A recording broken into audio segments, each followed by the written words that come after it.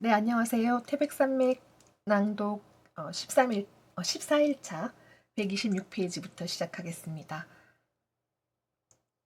대물림 굿을 끝낸 그녀를 기다리고 있는 것은 현 부자의 손길이었다. 현 부자가 굿판을 푸지게 차려준 것도 예사로운 일만은 아니었던 것이다. 물론 그 굿판만이 아니라 현 부자가 그네들에게 베푼 경제적 혜택은 무시할 수 없는 것이었다. 그러나 송아는 완강하게 거부했다. 엄니, 그렇그럼 뜨뜨미지근하게 말하지 말고 딱 부러지게 말을 해보란 말이시. 그녀는 어머니를 다그쳤다. 금매 말이다. 이 엄씨가 무슨 말을 더 하란 것이냐. 나도 세중간에 끼어 더 못 살겄다와.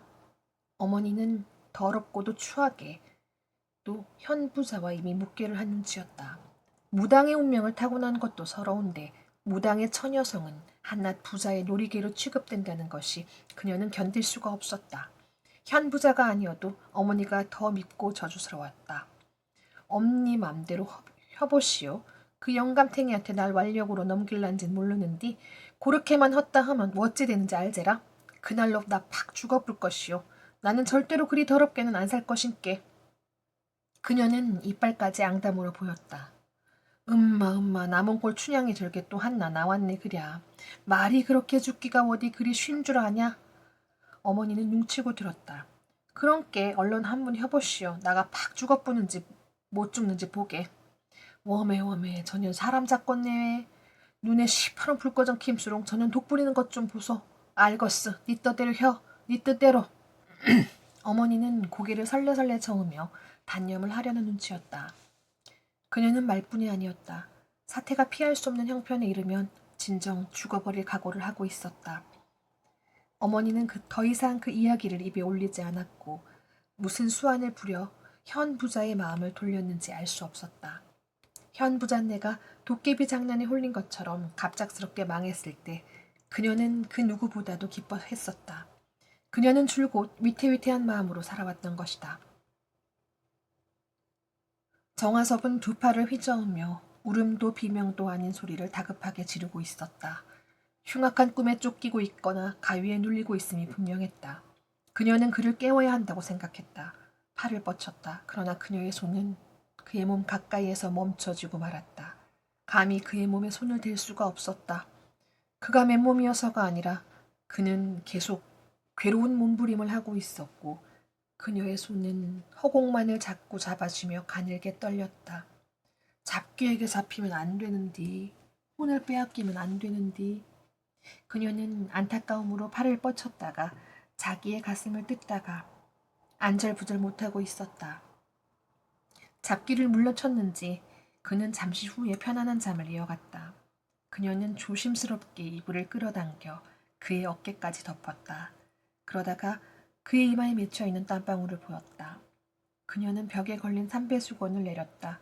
그녀는 돌아서다가 그 수건을 방구석에 떨어뜨렸다. 그리고 반다지로 급히 다가갔다. 흰 광목 수건을 꺼냈다. 조심조심 땀을 찍어내기 시작했다. 그러면서 그녀는 비로소 정하섭이라는 남자의 생김새를 낱낱이 살피고 있었다. 희고 넓은 이마, 순 많은 새까만 눈썹, 산줄기처럼 곱게 뻗어내린 콧등, 골 깊은 인중 아래 뚜렷한 윤곽의 입술. 세월은 한 소년을 이렇게 준수한 남자로 바꾸어 놓았고 그 남자의 땀을 손수 닦아내고 있다는 사실에 그녀는 그저 목매일 뿐이었다. 식은땀을 다 닦아낸 소화는 깊은 잠에 빠져있는 그의 모습을 하염없이 바라보고 있었다. 안쓰러울 정도로 그 모습은 지치고 피곤해 보였다. 이 사람은 어젯밤 어디서부터 온 것일까? 새벽녘에 들이다 닥친 것으로 보아 사람의 눈을 피해 밤새껏 먼 길을 걸어온 것이 분명했다. 그렇소. 제대로 맞췄소. 내가 바로 빨갱이요. 서슴없이 말하던 그의 목소리가 다시 귀를 쟁쟁하게 울려왔다. 그는 왜 좌익을 하는 것일까? 어젯밤 그의 앞에 죄인처럼 쭈그리고 앉아 잠깐 생각해 보았지만 이제 다시 곰곰이 생각해도 그 이유를 알 수가 없었다. 그는 누구를 위해서 이 고생을 하는 것일까? 그는 어째서 가난하고 불쌍한 농부나 노동자 편을 들게 되었을까? 그런 마음은 어디서 생긴 것일까? 아무것도 부러울 것이 없이 산 부잣집 아들의 마음에 왜 그런 생각이 들게 되었을까? 이런 꼬리를 무는 의문을 거머잡듯이 그녀의 머리를 스치는 생각이 있었다. 그건 자신에게 황금빛 비파를 내밀던 그의 소년적 모습이었다. 철없을 어린 나이에 부잣집 아들이 무당의 딸에게 그런 마음을 나타냈다는 것은 쉬운 일이 아니었다. 그는 어렸을 적부터 남다른 인정을 가진 것이었을까? 그 인정스러움이 어른이 되어 가난하고 불쌍한 사람의 편을 드는 좌익이 되게 한 것은 아닐까? 안 돼! 안 돼! 정화섭은 팔을 휘저으며 잠꼬대를 했다. 그녀는 수술하쳐 생각에서 깨어났다. 창호지문에 희뿌연 빗살이 번지고 있었다. 먼 동이 트고 있는 것이다. 그녀는 치마폭을 모아 잡으며 조심스럽게 일어섰다. 서둘러 아침밥을 지어야 했다. 방문을 반쯤만 열고 마루로 나선 그녀는 재빨리 방문을 닫았고 그대로 문고리를 잡고 서서 사방을 빠른 눈길로 살폈다. 자신도 모르게 취해진 경계였다. 그녀는 문고리를 놓지 못하고 있었다. 자신이 부엌에서 일을 하는 동안 누군가가 문을 벌컥 열어 그 사람을 잡아갈 것만 같았던 것이다. 생각만으로도 전신에 오싹 소름이 끼치는 끔찍한 일이었다. 처마 밑을 찾아든 하찮은 날것 하나라도 상하게 해서는 안 되는 것이 신령님의 뜻이었다. 하물며 그는 사람이었고 몸과 넋을 섞어 나눈 긴긴 인연의 매듭을 지은 사이가 아닌가. 그런 사람에게 어찌 털끝 하나로도 다치게 할지 모를 위험이 미치게 할 것이랴. 그녀는 자물쇠를 채우려고 생각했다. 그러나 집에는 자물쇠가 없었다. 구판을 따라 두 식구가 며칠씩 집을 비우는 일이 허다했지만 그 어느 때고 자물쇠로 문을 채운 일이 없었음을 뒤늦게 상기했다. 살림이 가난해서 문을 채우지 않은 것은 아니었다. 새끼 밥 끓일 쌀은 없어도 도둑이 훔쳐갈 것은 있다고 했다. 번들번들 윤나는 살림은 아니었지만 결코 궁색한 살림이라고 할 수도 없었다. 쌀뚝밑이 드러나는 일 없이 쌀은 늘 그만하게 차 있었고 도둑의 손을 탈 만한 물건들은 얼마든지 있었다. 그런데 자물쇠를 채운 일이 없었고 도둑을 맞은 일도 없었다. 왜 그랬을까? 그때 그녀에게 깨달음이 왔다. 신령님의 도량인 탓이다. 자신들은 신령님의 영험을 믿었던 것이고 도둑들은 신령님의 영험을 두려워해 감히 도둑질할 엄두를 못 냈을 것이다. 그녀는 그제야 마음이 가라앉았다. 신령님은 분명 그 사람을 보살피실 것이고 그 누가 감히 신령님의 도량을 더럽힐 수 있으랴 하는 믿음이 그녀의 가슴을 채웠다. 그녀는 잡곡을 빼고 쌀만으로 밥을 안 쳤다. 그리고 불담이 좋은 바싹 마른 삭정이만을 골라 불을 지폈다. 불길은 곧 너울너울 춤을 추며 타올랐다. 그녀는 불길을 물끄러미 바라보고 있었다. 그녀의 마음은 불길을 따라 일렁이고 있었다. 함께 타오르며 넋이 가닥가닥 불길의 몸부림을 닮아갔다. 붉은색도 주황색도 황금빛도 아닌 불길의 색깔. 그 색깔은 이 세상에서 가장 아름답고 가장 싱싱하고 가장 깨끗한 색깔이었다. 그녀는 불길을 보고 있노라면 전신이 서서히 더워지고 마디마디에서 새손이 돋듯 기운이 살아나 신춤을 추게 되는 것이었다. 불길처럼 뜨겁게, 불길처럼 곱게, 불길처럼 진하게 신춤을 추다가 불길처럼 아무런 흔적도 없이 허허한 공간으로 사라져가고 싶었다. 그러나 그 맑은 소원을 가로막고는 하는 것이 있었다. 바로 그 사람이었다. 아니 그 사람에게로 향해 있는 또 다른 자신의 마음이었다. 그 사람을 위해 밥을 짓게 되다니. 어제 온 넋을 다 태우고 온몸의 피가 다 마를 때까지 뜨겁고 곱고 진하게 한바탕 신춤을 추다가 불길처럼 그렇게 아무런 흔적도 없이 사라져도 한이 없으리라 싶었다. 넋놓고 불길을 바라보고 있는 그녀의 눈에서 눈물이 흘러내렸다. 밤물이 넘쳐 흘려 소전에서 피지지직 소란스러운 소리를 내며 말라붙고 있었다. 그녀는 치맛귀를 잡아 눈물을 훔치고는 부지깽이로 삭정이가 탄 작은 불덩이들을 솥 아래로 긁어모았다. 그리고 살강으로 돌아서 작은 함지박을 끌어냈다. 그 안에는 달걀 하나가 덩그러니 들어있었다. 그만 그녀의 얼굴이 울상이 되었다. 2개쯤 있으려니 생각했던 것이다. 간고등어 한 손이라도 있었으면 얼마나 좋았으랴. 쇠고기 반찬을 올리지 못하고 닭을 잡을 수는 없다 하더라도 이 꼴이 무엇인가. 그녀는 안타까웠다. 찬바람이 일기 시작했으니 꼬막이 제맛이 날 텐데 무시로 드나들던 그 수선스러운 꼬막 장수 옆편네가 이런 때 나타나면 좀 좋으랴. 그러나 그녀는 자신의 생각에 놀라며 밖으로 눈을 던졌다. 지금은 아무도 와서는 안 된다. 사람이 아니고 강아지라도 얼씬거려서는 안 된다. 남의 눈을 피해야 하는 그 사람을 생각하며 그녀는 고개를 저었다. 그녀는 들고 있던 달걀을 사발 가득 톡톡 쳐서 조심스럽게 깼다. 그리고 흰자와 노른자가 골고루 섞이도록 숟가락을 빨리 돌려 저었다.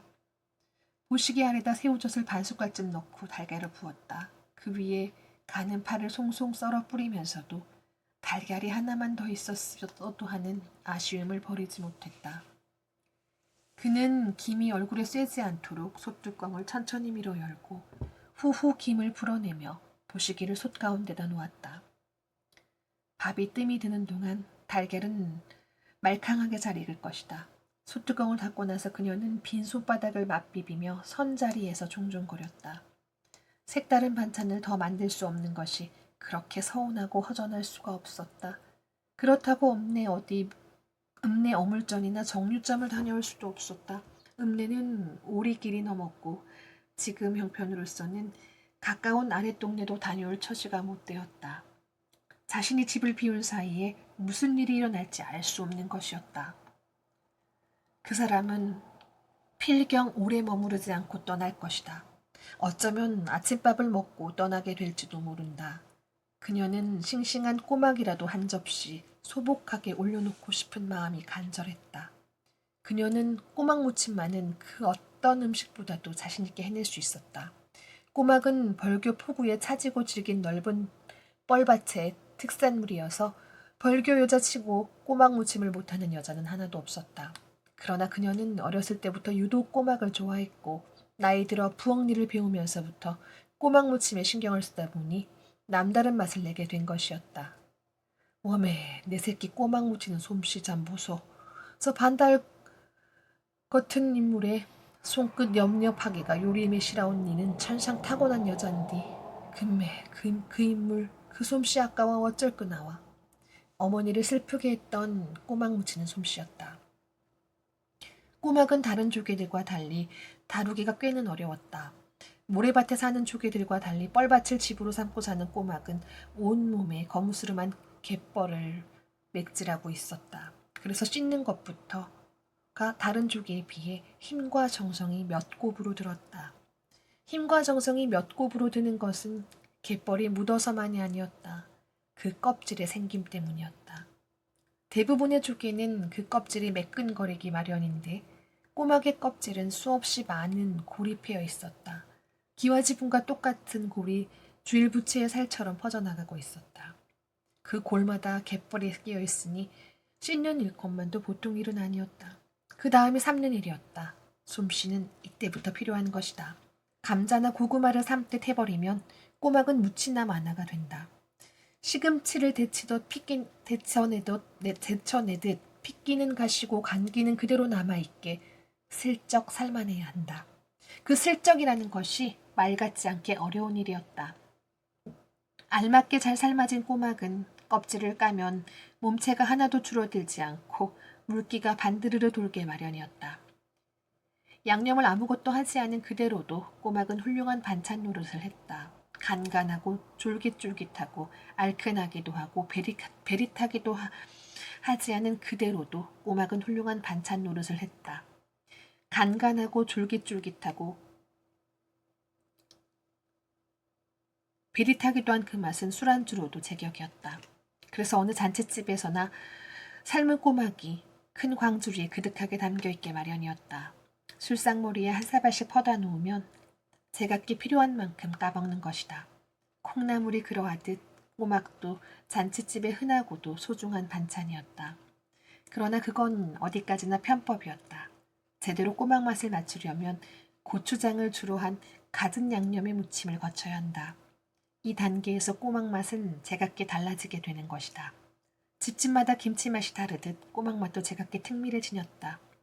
벌교 포구의 갯벌이 끝이 없이 넓듯 벌교에서 꼬막은 흔해 빠진 물건이었다. 그러나 감칠맛 있는 꼬막 무침을 맛보기는 흔한 일만은 아니었다. 꼬막 무침을 제대로 하는 처녀라면 다른 음식 솜씨는 더 물을 게 없다는 말이 상식화된 것은 결코 예사로운 일이 아닐 것이다. 고흥 쪽 해변에서도 보성만 일대에서도 꼬막은 났다. 그러나 벌교 꼬막에는 그 맛이 미치지 못해 옛날부터 타지 사람들이 먼저 알고 차등을 매겼다. 벌교에서 물 인심 다음으로 후한 것이 꼬막 인심이었고 벌교 5일장을 넘나드는 보따리 장꾼들은 장터거리 차일 밑에서 한 뙤빵 막걸리에 꼬막 한 사발 까는 것을 큰 낙으로 즐겼다. 소화는 부엌을 나와 신당 쪽으로 조심조심 걸어갔다. 문 가까이 귀를 기울였다. 코 고는 소리만 일정한 간격으로 들려왔다. 그녀는 순간 마음이 아득해지는 걸 느꼈다. 그 느낌이 스스로에게 부끄러워 고개를 떨구었다. 햇살은 없었지만 날은 완연히 밝아 있었다. 참새떼들이 대숲에서 짹짹거리고 퍼득거리는 소리가 부산했다. 아침 냉기 속에 그 부산스러운 소리가 맑고 깨끗한 유리알들이 구르는 것처럼 경쾌한 화음을 이루고 있었다. 겨울 서란풍 속에서도 청청한 잎을 지키는 대나무이지만 아래쪽 잎들은 10월 하순의 냉기에 누릇누릇 변색해가고 있었다. 그녀는 옷깃을 여미며 부엌으로 가려다 안방에 눈을 주었다. 그녀의 얼굴이 그늘에 서렸다. 그 사람과 안방을 나온 다음 벌써 몇 시간째나 어머니를 까맣게 잊고 있었던 것이다. 뒤늦게 죄스러운 생각이 가슴을 채웠다. 어머니는 그동안 소변을 참다 못해 옷과 요를 적셨는지도 모를 일이었다. 아니, 어머니는 사지를 못 쓰고 말을 못할 뿐 청각이나 시력, 생각하는 것은 정상에 가까웠다. 어머니는 풍을 맞아 몸져 누운 다음부터 눈이나 표정으로 의사표시를 해왔다. 그녀는 머리를 치는 충격을 느꼈다. 그 사람과 함께 방을 나서기 전에 어머니가 잠이 깨어 있었는지 아닌지를 미처 확인하지 못했던 것이다. 한밤중에 느닷없이 나타난 그 사람이 문을 흔들고 방으로 들어오고 성냥을 켜 담뱃불을 붙이고 몇 마디 이야기를 주고받고 그런 일들이 큰 소란 속에서 이루어진 것은 아니었다. 그렇다고 그동안 어머니가 잠들어 있었다고 할 수는 없었다. 어머니는 아마 깨어 있었을 것이다. 몸져 누운 다음부터는 깊은 잠을 자지 못하는 어머니였다. 만약 어머니가 잠이 깨어 있었다면 그녀는 죄의식에 몸을 죄어들이며 바르르 떨었다. 누구인지 모를 남자에게 딸이 끌려나가고 붙들려 해도 팔다리가 말을 듣지 않고 소리치려 해도 혀가 말을 듣지 않고 어머니는 얼마나 애 같다고 얼마나 미칠 것 같았을까. 혹시 그동안 기다리다가 불길한 생각이 스치고 지나갔다. 그녀는 허둥지둥 방문을 열었다. 엄니, 엄니!